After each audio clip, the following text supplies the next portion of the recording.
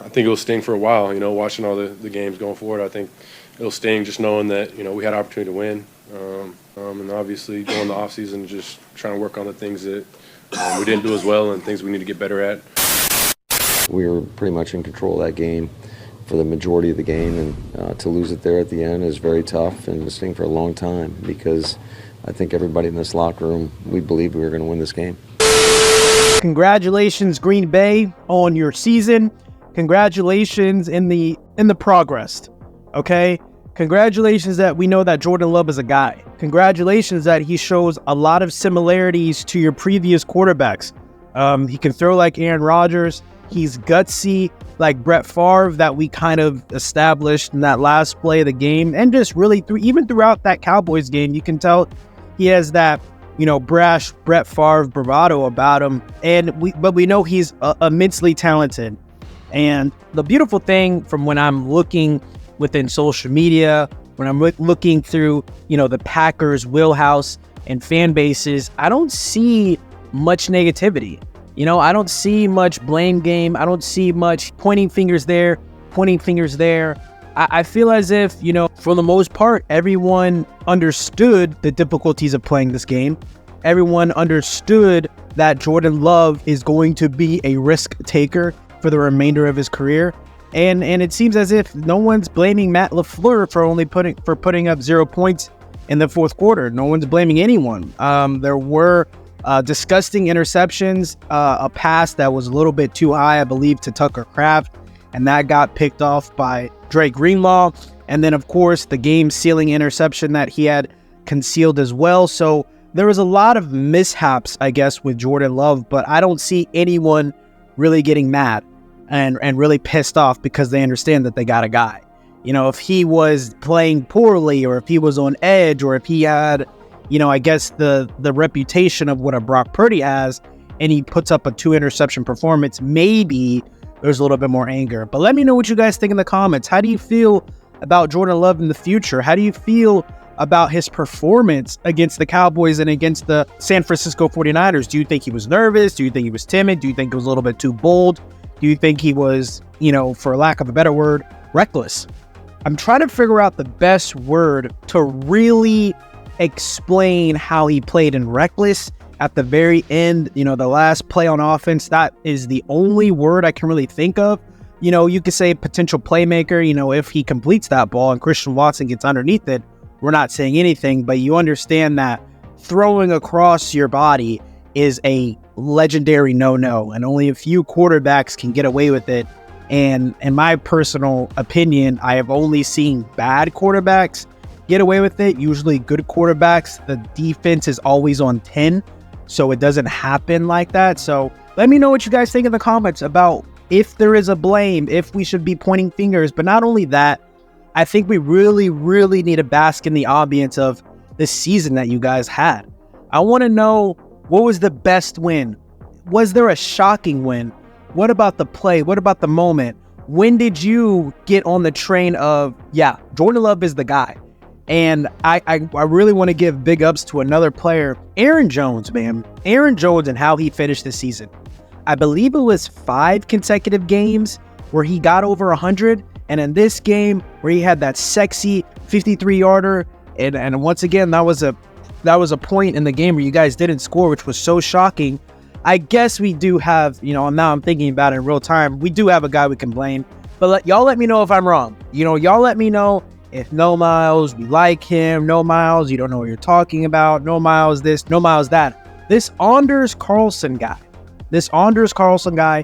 he missed a field goal. I think it was 29 yards. I think it was not very far. And as from what I'm hearing, I think he had missed like 6 extra points throughout the season. And this is the younger brother of Daniel Carlson, who I see as the GOAT right now, even over Justin Tucker. That kid, that man is a cyborg. He's all about his business and his procedure. Maybe not better than Justin Tucker. Maybe I'm tripping. But I think Anders Carlson, what do you guys think y'all are going to do? Do you guys think y'all are going to bring someone in from the outside? Do you think you might draft someone late in the rounds? Or do you guys think you guys mentor him? You guys have him establish his wrongs and surprisingly have him get better? Because from what I hear, he has a leg on him. He has a cannon on him. but it's just that inconsistency of being able to always make it, always be reliable. And I think there's unfortunate quotes from head coach Matt LaFleur saying like every time he goes out there, he just starts praying or he just wishes or something that's not really encouraging for the future of Anders Carlson, for the team, for making the team. And so I guess if I had to point a finger at someone, I mean, he went 2 for 3 and his longest was only 29 yards. And I believe the one that he missed was also within that 29-yard window. I could be wrong. Let me know if I'm right or wrong in the comments, but we're looking at a 24-24 type of game. And so I would just be really curious on what you guys think about Anders Carlson's future on the team. Defensively, I think you guys played phenomenal. I really have wished that we got more than just the one sack, the dual sack between Kenny Clark and Preston Smith, Lucas Van Ness, Rashawn Gary. I saw the effort, I saw them getting after it, but the tackles and Brock Purdy's ability to just get the ball out, I think it was just not enough. I guess if you want to put another blame on something, it's the simple fact that, I'll say it like this, every single time Brock Purdy had time, I was just thinking in my head, like, wow, if someone just got there a second earlier, the play's already dead. He doesn't have an opportunity to get lucky. He doesn't have an opportunity to embarrass himself with those terrible balls. And he doesn't, like I said, he doesn't have an opportunity to get so lucky to where his playmakers make him look good. Let me know if you guys agree. Every time I saw this fool throw it, I was like, this is about to be an interception. This is about to be an interception. And you even heard Greg Olsen, the commentator, say it. It was one of those massive jump balls. I think Quay Walker or someone reached their hand out very high in the sky to try to get it, and they weren't successful. And then one of their, I think it was Jawan Jennings that came down with it. And it was just like, he gets bailed out all the time. So I was very frustrated. There was a point in time in the game where y'all were up, I believe, like 10 points. It was 6-7 going in. And then in the third quarter, y'all put up 15 points. They only put up 7. Y'all were up by 7 going into the fourth quarter.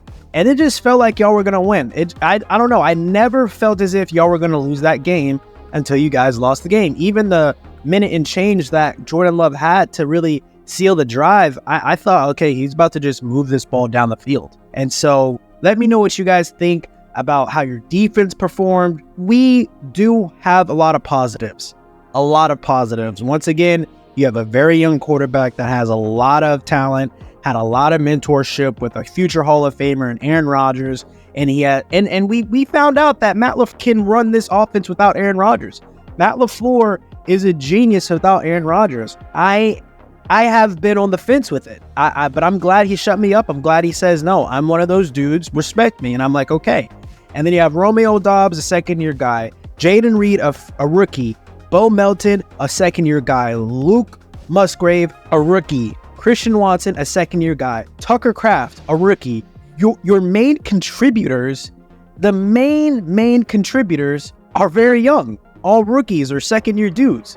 And this confidence that they got going toe-to-toe with the guys that are potentially looking to win the Super Bowl, I feel like for the most part, a lot of people are banking on them winning it.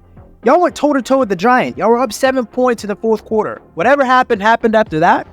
But I feel as if there's confidence in the building. There's leadership in the building. There's trust in the building.